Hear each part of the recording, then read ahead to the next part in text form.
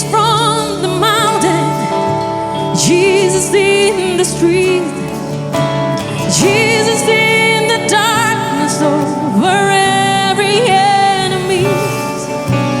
Jesus for my family, I speak the holy name, Jesus.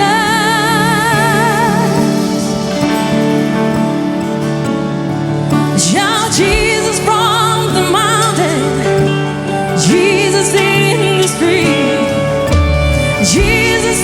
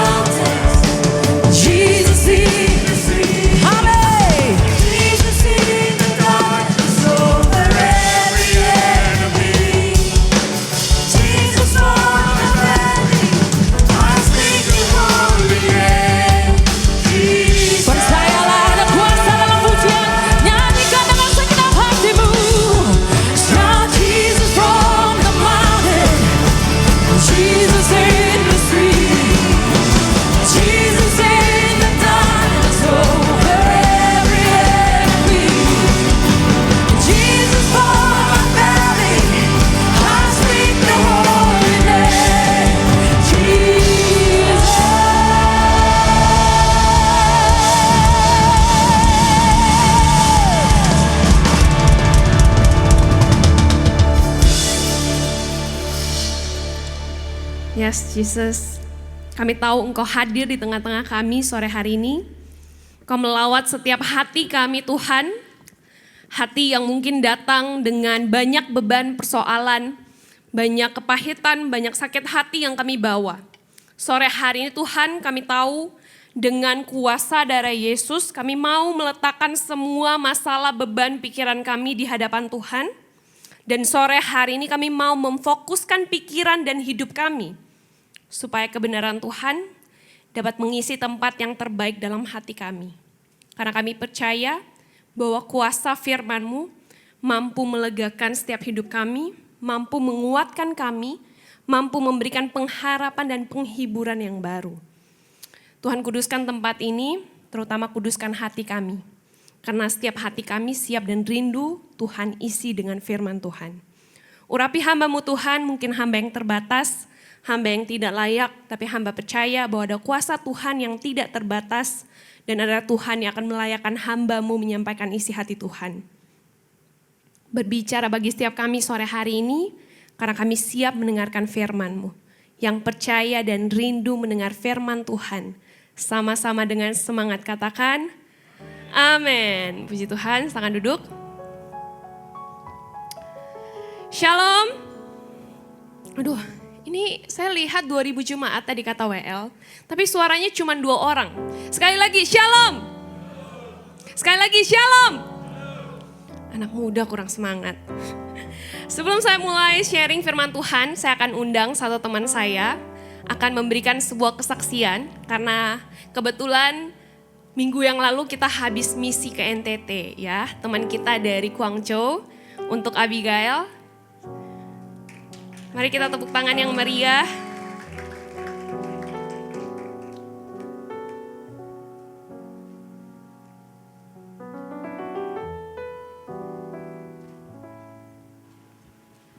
Shalom semuanya. Mungkin ini pertama kali saya jujur datang ibadah di BAS Surabaya dan langsung dipanggil kesaksian oleh Ibu Thalia. Sedikit kaget dan mungkin agak nervous sedikit, tapi mungkin hari ini saya mau kesaksian sedikit tentang pengalaman saya misi di NTT. Saya sebelum ini pelayanan di BAS Guangzhou di China dan sejujurnya saya juga pertama kali ketemu BAS di China. Lalu ketika saya mau pulang ke Indonesia semester lalu, saya tiba-tiba diajak untuk ikut misi ke NTT bersama-sama dengan BAS Jakarta dan beberapa teman-teman BAS Guangzhou. Lalu dari misi ke NTT ini banyak sekali hal-hal yang saya dapatkan dan yang saya merasa sangat bersyukur. Dan salah satunya adalah saya merasa wawasan saya sedikit lebih dibukakan karena selama ini saya tinggal di Indonesia hanya dari Bali. Jadi saya kalau di Indonesia hanya ke Bali, Surabaya, Jakarta, terus belum pernah ke tempat-tempat kecil, ke Kupang, ke NTT ataupun ke daerah pedesaan. Jadi ketika saya pertama kali pergi, jujur sangat shock juga ya. Ternyata begitu susahnya orang-orang untuk mendapatkan obat. Contohnya seperti kita kalau misalnya sakit kepala atau misalnya kita gak enak badan, kita gampang sekali ke apotek untuk beli obat seperti paracetamol, ibuprofen. Sementara di sana waktu saya datang itu hampir 200 orang datang dari tempat yang begitu jauh karena mereka sangat membutuhkan obat ini. Dan saya jujur saja kaget karena saya kira pengobatan ya mungkin sedikit ada yang butuh, ternyata 200 orang dalam satu hari. Wah itu sangat kaget sih. Dan dari situ saya juga merasa saya harus lebih bersyukur saya tinggal di kota ini. Kita terbiasa tinggal di kota merasa semuanya ada, kita malah adanya adalah bersungut-sungut. Merasa aku kurang ini Tuhan, aku kurang kaya, aku nggak bisa gini, aku nggak bisa gitu. Padahal ketika kita melihat dengan orang yang di Kupang, yang di NTT, itu mereka lebih berkekurangan lagi. Jadi saya saat tiba di sana tuh saya tiba-tiba berasa sangat bersyukur. Oh Tuhan sudah berikan begitu banyak sekali dalam hidupku yang mungkin saat itu tidak sadar, tapi sekarang sudah disadarkan lagi sama Tuhan. Lalu ketika saya di NTT, saya juga waktu itu ada pelayanan doa, altar call.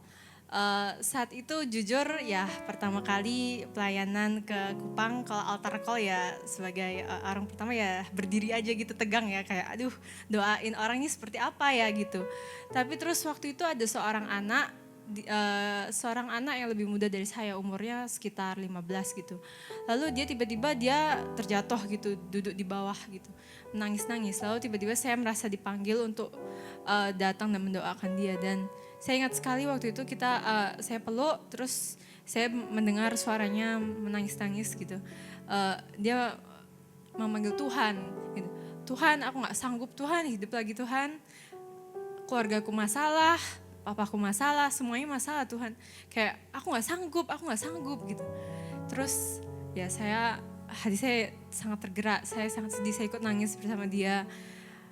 Dan saya juga doakan pelan-pelan. Dan dari pertemuan itu saya juga tersadarkan ternyata Tuhan itu bekerja di begitu banyak tempat. Gak hanya di kota ini, gak hanya di Bali, gak hanya di Surabaya.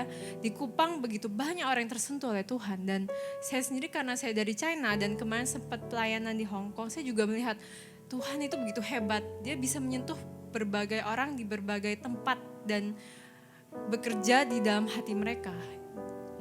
Dan dari itu saya juga tergerak untuk lebih mencari Tuhan dan ya saya ingin lebih serius lagi ya itu. Mungkin dari saya sedikit kesaksian itu saja. Ya itu saja. Terima kasih.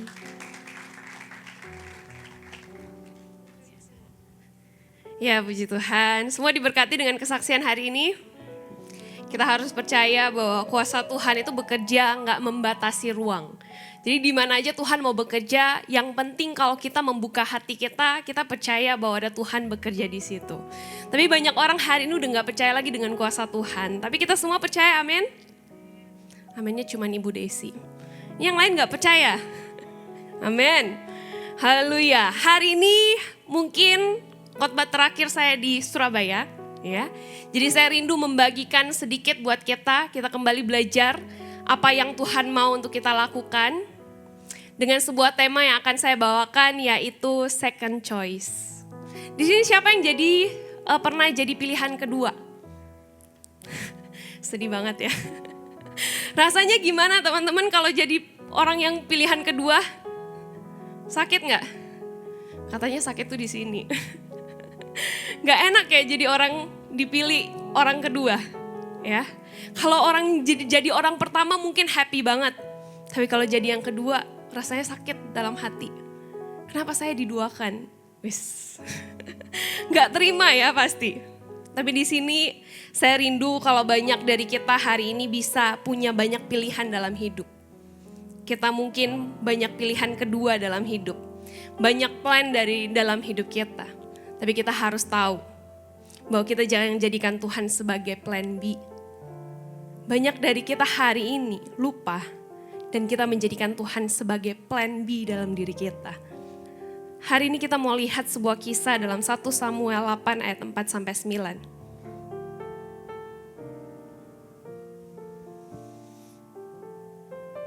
Firman Tuhan katakan, sebab itu berkumpullah semua tua-tua Israel. Mereka datang kepada Samuel di Rama dan berkata kepadanya, engkau sudah tua dan anak-anakmu tidak hidup seperti engkau.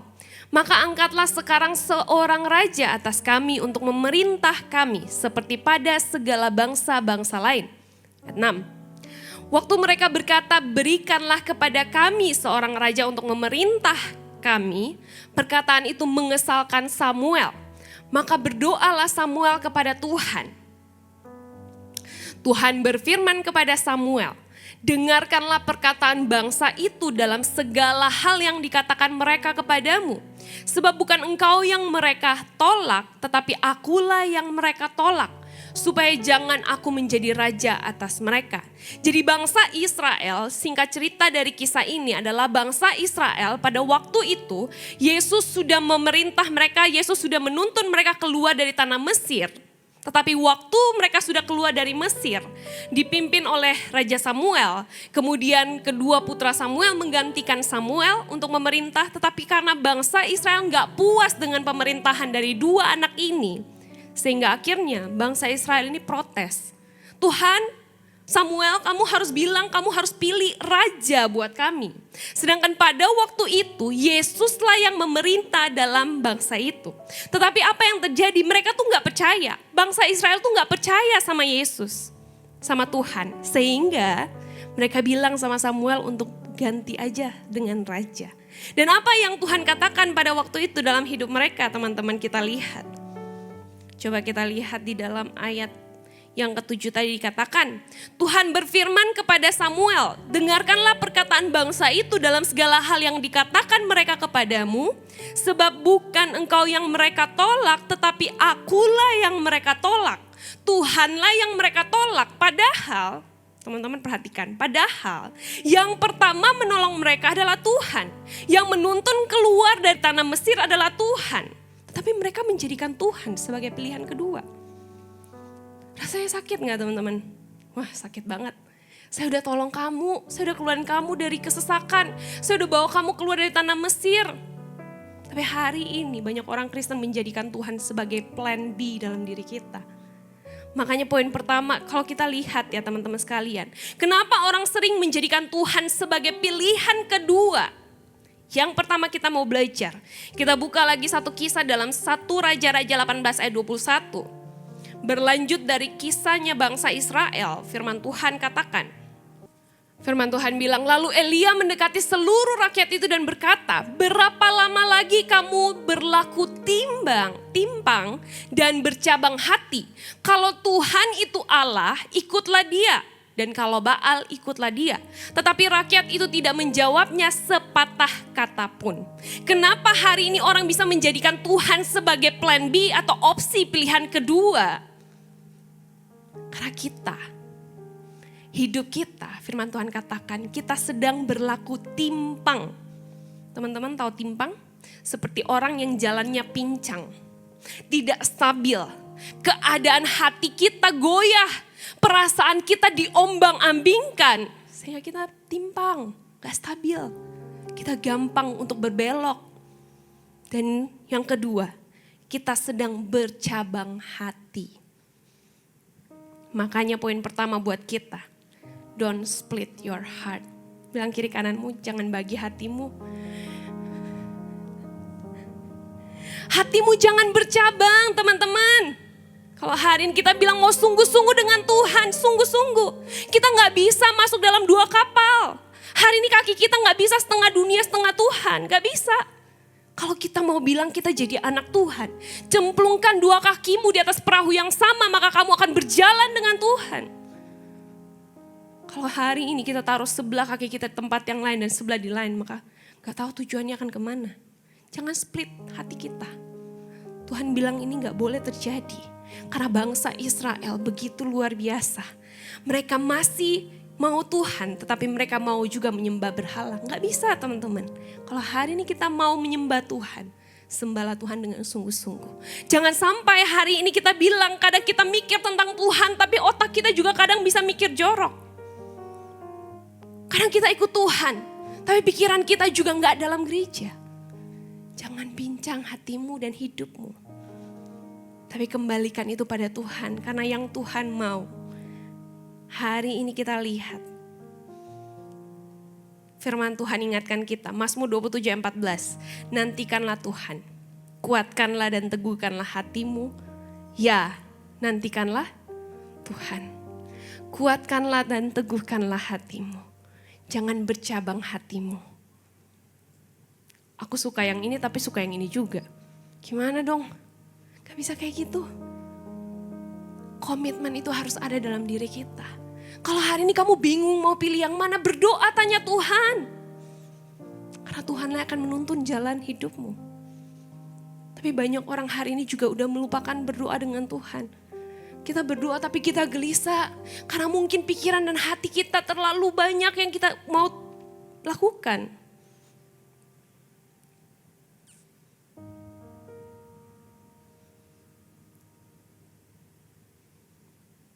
Jangan jadikan Tuhan sebagai plan B.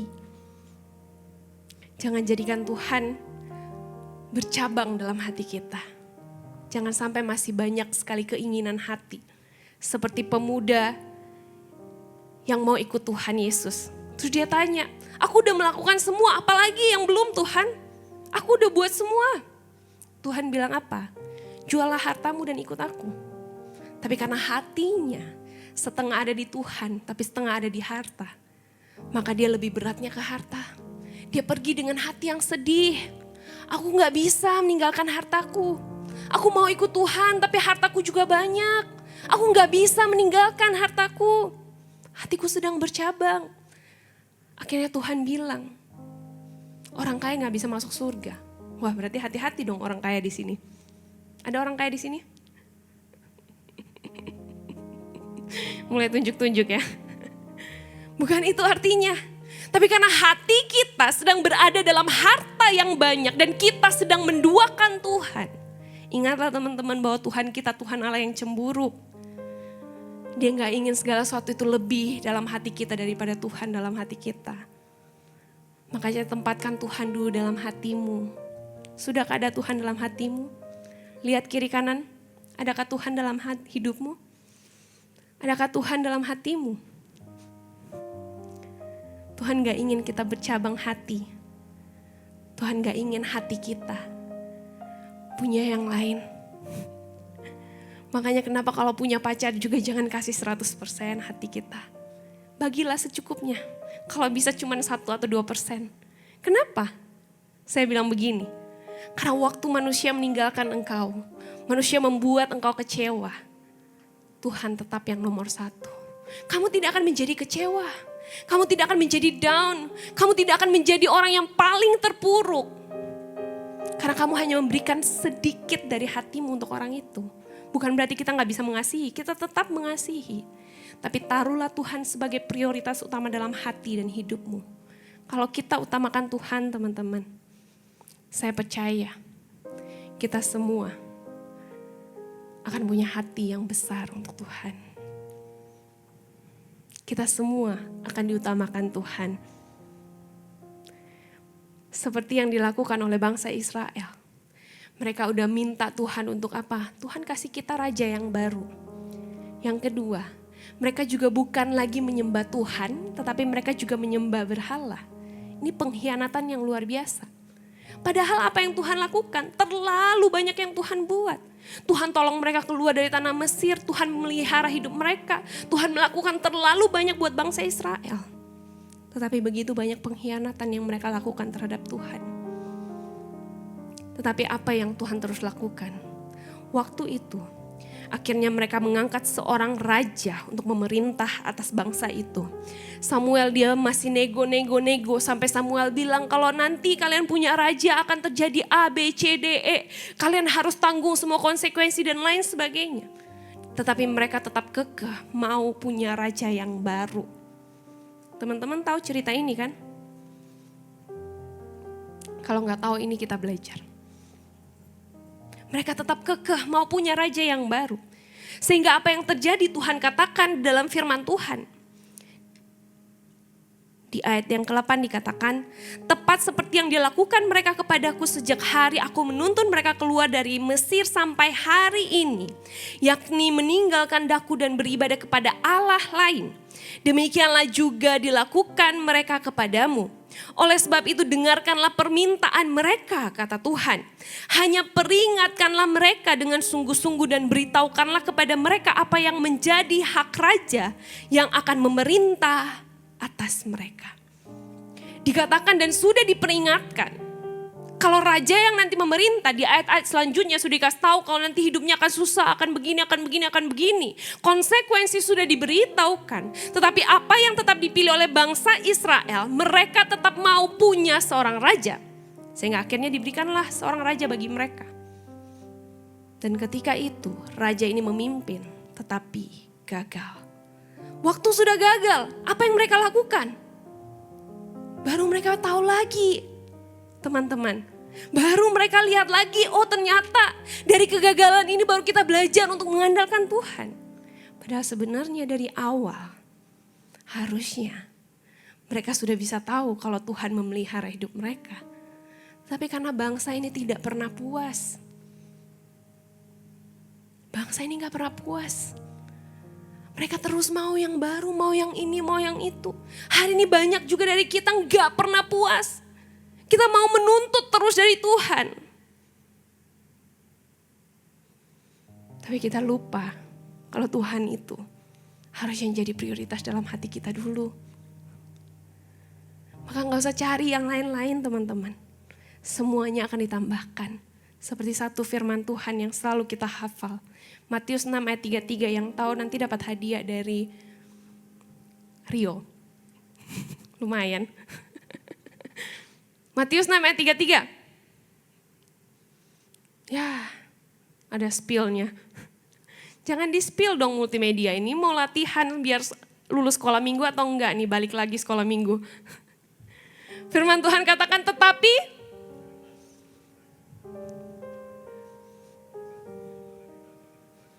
carilah dahulu kerajaan Allah dan kebenarannya. Tetapi carilah dahulu kerajaan Allah dan kebenarannya. Carilah dahulu kerajaan Allah dan kebenarannya. Maka semua akan ditambahkan padamu. Utamanya adalah cari dahulu kerajaan Allah. Bukan apa yang akan ditambahkan. Tetapi cari dahulu kerajaan Allah. Berarti apa yang Tuhan mau dulu. Apa yang berkenan dulu di hadapan Tuhan. Baru yang lainnya akan mengikuti.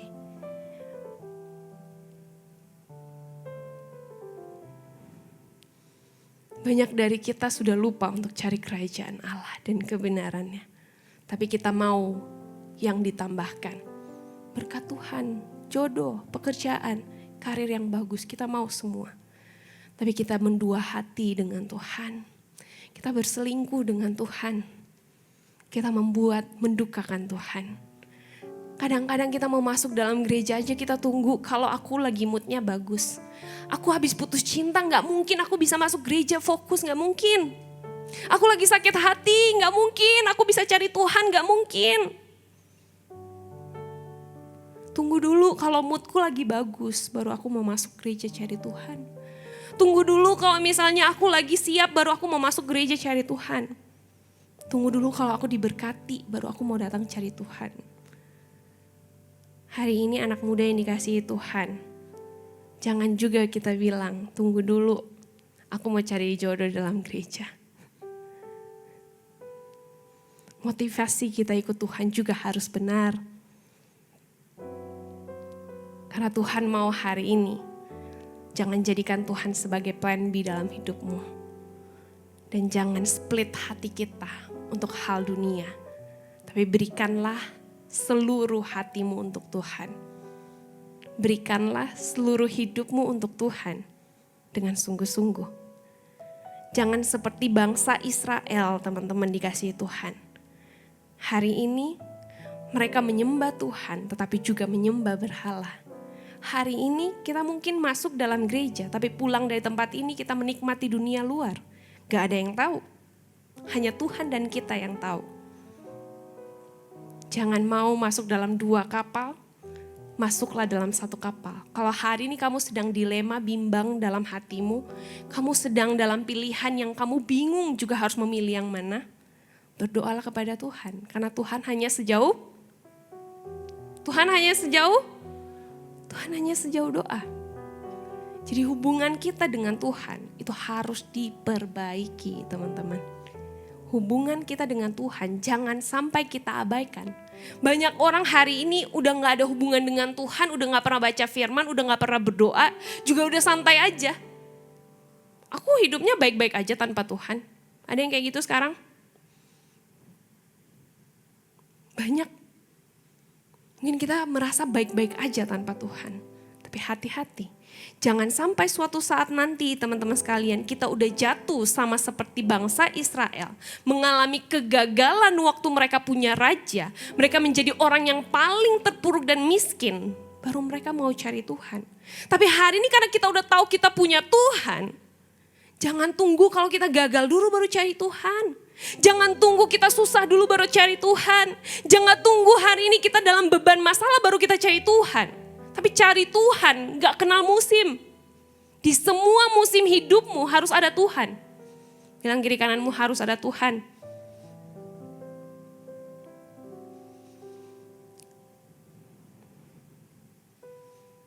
Sehingga hari ini juga harus jaga hatimu dengan baik dan sungguh-sungguh. Kalau mau ada Tuhan, satu kesaksian waktu kita pelayanan misi di NTT kemarin. Waktu ada satu anak muda yang jatuh, manifestasi, teriak-teriak dan lain sebagainya. Karena saya berdoa dan ada beberapa teman saya juga yang mendoakan. Akhirnya dia jatuh agak lumayan lama. Terus saya dengar di belakang, akhirnya saya pergi. Kita mendoakan teman yang jatuh ini. Kemudian kita doakan. Akhirnya dia sadar. Saya panggil, dia bisa bangun, akhirnya kita bawa ke belakang. Saya cuma teringat satu hal waktu kita mendoakan orang ini. Tuhan dan setan gak mungkin masuk dalam satu tempat yang sama. Tuhan dan setan gak mungkin ada dalam satu hati yang sama. Sehingga waktu itu saya cuma bilang sama dia, kalau hari ini hatimu ada dendam, ada sakit hati, Tuhan dan setan gak bisa dalam satu tempat yang sama. Waktu kita berdoa, Tuhan mau masuk dalam hatimu, tapi karena ada dendam, sakit hati, kepahitan, gak bisa Tuhan masuk. Sehingga hari ini kamu harus bereskan. Dia diam teman-teman, diam cukup lama. Kemudian dia bercerita. Sebenarnya gini Kak, dia bilang. Tadi pulang sekolah, dia dalam keadaan yang sakit. Tetapi waktu sampai di rumah, mamanya ini belum masak. Sangat sederhana, mamanya belum masak sayur. Dia harusnya makan dan istirahat karena malam dia mau ikut KKR. Tapi karena mamanya belum masak, dia merasa sakit hati. Dia merasa marah. Akhirnya dia pergi ke dapur, dia yang masak teman-teman. Dia yang masak tapi dengan keadaan emosi hatinya dia banting-banting semua peralatan masak gitu kan. Ngertilah kalau cewek ya. Banting-banting semua sambil masak. Setelah itu dia makan. Tapi dalam hatinya. Dia bilang saya marah. Saya sambil habis makan saya buang aja itu piring di situ katanya gitu. Dia marah. Tersimpan. Hanya sederhana. Masalah masak sayur teman-teman. Tapi membekas dalam hati. Waktu sudah membekas. Dia berdoa. Karena rasanya sakit dalam hatinya. Dia pengen bebaskan masalah itu. Dia berdoa dengan Tuhan. Waktu Tuhan mau masuk. Karena ada kepahitan sakit hati gak bisa. Dia gak kuat. Dia jatuh. Terus kita dengar oh iya. Terus dia diem. Poin yang kedua dia bilang gini. Saya bilang kalau kamu sudah siap kita doakan supaya kamu mau mengampuni mamamu. Dia diam. Kemudian dia bercerita. Ada lagi Kak, saya di sekolah dibully. Ternyata di NTT juga banyak dibully teman-teman. Banyak kasus dibully. Dia bilang saya dibully sama teman baik saya sendiri. Sakit hati saya gak kuat. Tiap hari ke sekolah saya harus bertemu dengan orang yang sama satu kelas dengan saya gak kuat. Sakit. Dia pendam itu bertahun-tahun katanya. Sakit dalam hati. Dua hal sederhana teman-teman. Tapi sangat berpengaruh buat hidupnya. Saya bilang kamu mau untuk mengampuni. Kamu mau untuk melepaskan pengampunan. Kemudian dia bilang, tunggu saya siapkan hati saya. Saya bilang kamu ambil waktu. Sampai dia benar-benar tenang dan akhirnya kita mendoakan dia. Dan saya bilang, kalau hari ini hati kita diisi oleh si jahat, kepahitan, amarah, dendam, sakit hati, iri hati, semua sampah-sampah itu kita isi dalam hati kita. Hati-hati teman-teman. Suatu saat sampah yang busuk dalam hati akan keluar dari hidup kita. Bau itu akan keluar lewat perbuatan hidupmu. Jadi jangan mau simpan sampah dalam hatimu. Kalau hari ini ada dendam kepahitan yang terus mengikat dirimu, cepatlah untuk buang itu. Karena gembala senior juga sering berpesan buat kita. Setiap malam harus buang sampah. Berdoalah sama Tuhan. Kalau hari ini ada sampah lewat perbuatan hidup kita. Sampah sampai membuat orang lain sakit hati, kita harus berdoa untuk mengampuni. Supaya hati kita adalah tempatnya Tuhan. Hati kita menjadi tempat yang paling bersih. Bukan tempat menaruh sampah dalam hati kita. Hari ini adakah sampah dalam hatimu? Mungkin kecewa, mungkin dikecewakan. Mungkin dia hianati, mungkin disakiti, mungkin ada kepahitan. Hanya sederhana masalah-masalah kecil. Tapi waktu kita nggak sadar, perlahan-lahan kita tumpuk terus itu, akan menjadi sesuatu ledakan yang besar, teman-teman.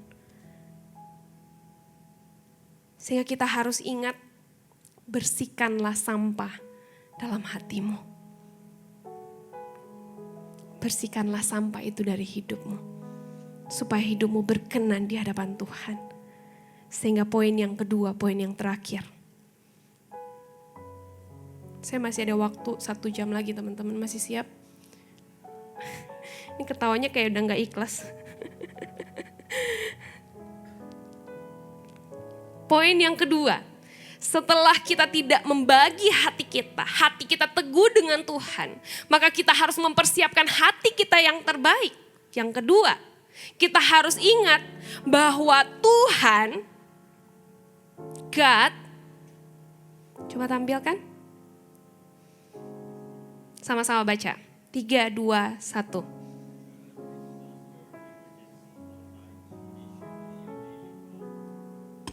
God is not your emergency hotline. He should be your daily call. Setiap hari harusnya kamu telepon Tuhan. Setiap hari harusnya kamu bangun hubungan dengan Tuhan. Sehingga kita gak menjadikan Tuhan sebagai plan B dalam diri kita. Tapi kita tahu bahwa plan A kita adalah jalan dengan Tuhan. Sehingga kita tahu waktu kita berjalan dengan Tuhan, maka kita mengikuti rencana Tuhan. Setiap hari bangunlah hubunganmu dengan Tuhan. Satu firman Tuhan katakan, berjaga-jagalah, Matius 26 ayat 41. Berjaga-jagalah dan tetaplah berdoalah. Supaya kamu jangan jatuh ke dalam pencobaan, karena roh memang penurut tetapi daging kita lemah. Makanya perlu Tuhan setiap hari kita harus call. Harus ada hubungan dengan Tuhan. Bukan pas lagi kepepet aja, pas lagi dalam susah. Karena aku lagi putus cinta, aku cari Tuhan. Karena aku dalam kesesakan, aku cari Tuhan. Karena aku lagi sakit, aku butuh berkat, aku cari Tuhan. Enggak, hari ini Tuhan harus menjadi nomor 1 dalam dirimu. Setiap hari teruslah bangun hubunganmu dengan Tuhan. Karena dia katakan berjaga-jagalah dan berdoalah. Supaya kamu jangan jatuh dalam pencobaan. Berjaga-jaga, berdoa. Itu harus dilakukan setiap hari. Kapan waktu kita tiba? Gak ada yang tahu. Tapi tugas kita berjaga-jaga dan berdoa. Karena apa? Roh memang penurut tetapi daging kita lemah. Oh, saya udah makan daging tiap hari, daging saya udah kuat. Bukan itu. Tapi hari ini, roh kita harus dikasih makan. Supaya roh kita lebih kuat daripada daging kita. Roh kita harus dikasih makan dengan firman Tuhan. Supaya apa? Bukan keinginan kita yang lebih daripada keinginan Tuhan. Tetapi keinginan Tuhan itu lebih daripada keinginan kita. Supaya kehendak Tuhan itu lebih dari apa yang kita mau. Dan ini yang Tuhan inginkan dari diri kita, teman-teman saudara yang dikasihi Tuhan. Jangan jadikan Tuhan sebagai emergency call dalam hidupmu. Waktu kita sedang butuh. Atau kalau kita sedang dalam keadaan sulit. Atau kita sedang dalam keadaan pilih yang salah. Kita cari Tuhan. Tapi dalam setiap hari hidupmu, daily rutinmu. Harus ada Tuhan di dalamnya. Waktu kamu bangun tidur. Bukan cari handphone terlebih dahulu. Tapi cari Tuhan dulu. Di sini kebiasaannya pasti cari handphone dulu gak sih? Saya juga ngaku. Pasti kita akan buka handphone dulu waktu bangun buka mata. Wah, ada yang cari gak ya? Ternyata gak ada. Matiin lagi deh. Cari Tuhan kalau gitu. Jadi hari ini teman-teman saudara dikasihi Tuhan. Bangunlah hubunganmu dengan Tuhan. Itu setiap saat.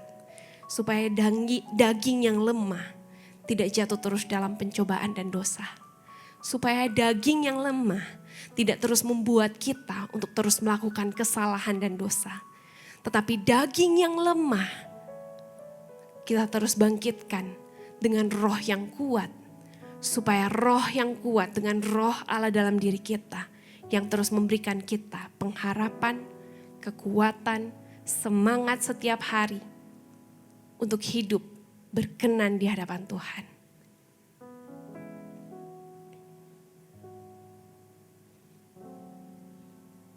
Amin. Saya rasa luar biasa hari ini. Dan saya mau kita semua sebagai orang-orang yang ikut Tuhan, sebagai orang-orang yang percaya Tuhan, saya tahu kita semua sudah Kristen dalam jangka waktu yang bukan pendek tapi sudah panjang. Sehingga harusnya hari ini kita mengerti bagaimana kita meletakkan Tuhan dalam diri kita. Bagaimana kita taruh Tuhan dalam diri kita. Makanya teman-teman saudara yang dikasihi Tuhan, saya rindu kita bangkit berdiri.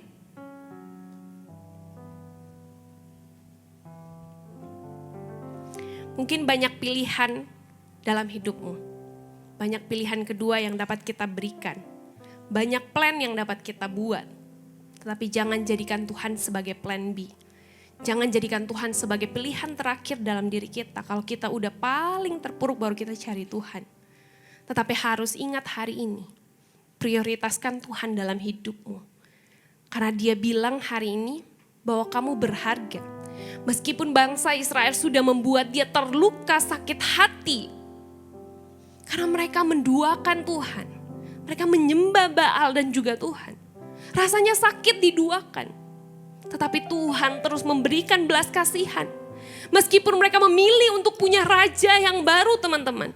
Tetapi Tuhan waktu itu tetap menyertai mereka. Waktu mereka sudah gagal dengan raja yang baru. Tuhan tetap menyatakan kasih yang besar buat hidup mereka. Itu membuktikan bahwa sampai hari ini. Meskipun kita seringkali mendukakan hati Tuhan. Meskipun seringkali kita menduakan Tuhan. Meskipun seringkali kita melupakan Tuhan dalam diri kita. Seringkali kita gak setia dengan Tuhan. Seringkali kita mengecewakan Tuhan. Seringkali kita buat Tuhan marah. Tapi Tuhan tetap bilang bahwa kamu itu berharga di mata Tuhan. Kamu tetap aku kasihi. Oleh karena itu jangan jadikan Tuhan sebagai emergency call dalam hidupmu. Tetapi kamu harus libatkan Tuhan itu daily dalam dirimu. Karena kalau kamu mau tahu apa yang Tuhan mau, maka hubungan dengan Tuhan itu harus lebih rutin. Hamba telah selesai menyampaikan firman-Mu, tapi biarlah Roh Kudus-Mu terus berbicara dalam setiap hati kami. Terus mengingatkan, menegur, mengajar, mendidik kami. Supaya kami boleh mengerti bahwa Tuhan adalah yang nomor satu dalam hidup kami. Kami bersyukur Tuhan di dalam nama Tuhan Yesus. Terima kasih banyak Bapak yang baik. Firman-Mu sudah diberitakan di tempat ini Tuhan, kami percaya Roh Kudus-Mu senantiasa berkarya dalam hati kami. Roh Kudus-Mu tidak pernah berhenti mengingatkan kami. Dan Roh Kudus-Mu memampukan kami melakukan setiap firman Tuhan yang sudah kami dengar. Memberkati Saudari Talia yang sudah menyampaikan firman-Mu dalam pelayanannya, dalam masa depannya, dimanapun hamba-Mu ini berada, nama Tuhan yang dipermuliakan. Kami berdoa bersyafaat Tuhan untuk gereja-gereja yang ada di seluruh dunia. Bagi para hamba Tuhan sampai kepada jemaatnya. Kiranya Tuhan memberkati mereka supaya mereka menjadi berkat dan berdampak. Supaya di mana gerejamu ini berada nama Tuhan dipermuliakan. Buat gereja dan hamba-Mu ini bersatu, rukun dan tidak terpecah-pecah. Demikian gereja di mana Kau percayakan untuk kami mengembalakannya, yaitu gereja Blessing in the Spirit. Kami juga berdoa Tuhan untuk persembahan dari jemaat dan umat-Mu. Baik persembahan perpuluhan, ucapan syukur maupun diakoni dan lain sebagainya. Tuhan terima persembahan mereka sebagaimana persembahan Abel. Berkati dalam pekerjaan, studi mereka, masa depan mereka juga Tuhan. Sampai kepada anak cucu mereka. Kiranya kebaikan dan kemurahan Tuhan senantiasa mengikuti mereka. Mari saudara semua sama-sama kita tegapkan kedua tangan kita di dada. Firman Tuhan senantiasa mengingatkan kepada kita semua. Dan firman Tuhan berkata, jagalah hatimu dengan segala kewaspadaan, karena dari sanalah terpancar kehidupan. Jemaat yang dikasihi Tuhan, jadilah berkat dan terimalah berkat rahmat anugerah dari Allah Bapa di surga. Di dalam Putra Tunggalnya Yesus Kristus yang telah mati bagi dosa kita. Dan bangkit pada hari ketiga sehingga kita menyembah Tuhan Allah yang hidup dan iman kita bukan kepada Tuhan yang mati. Dan dia naik ke surga, menyediakan rumah bagi kita sehingga kita punya pengharapan yang pasti. Dan dia akan datang kembali untuk kedua kalinya, menjemput gereja dan umatnya yang berjaga-jaga, kudus, dewasa, dan bijaksana, serta menghakimi dunia. Dan di dalam persekutuan dengan rohnya yang kudus, yang membuat hati kita berkobar-kobar, dan roh kita menyala-nyala di dalam kasih semula. Roh Kudus yang menghibur, menguatkan, memelihara, memimpin, menginsafkan kita dari dosa, serta membawa kita kepada kebenaran dan kekudusan, menjadi saksi Kristus mulai hari ini sampai selama-lamanya. Mari kita tutup bersama-sama dengan doa Bapa kami. Bapa kami di dalam surga, dikuduskanlah namamu, datanglah kerajaanmu, jadilah kehendak-mu di bumi seperti di surga. Berikanlah kami pada hari ini makanan kami, dan ampunilah kami akan kesalahan kami, seperti kami juga mengampuni orang yang bersalah pada kami.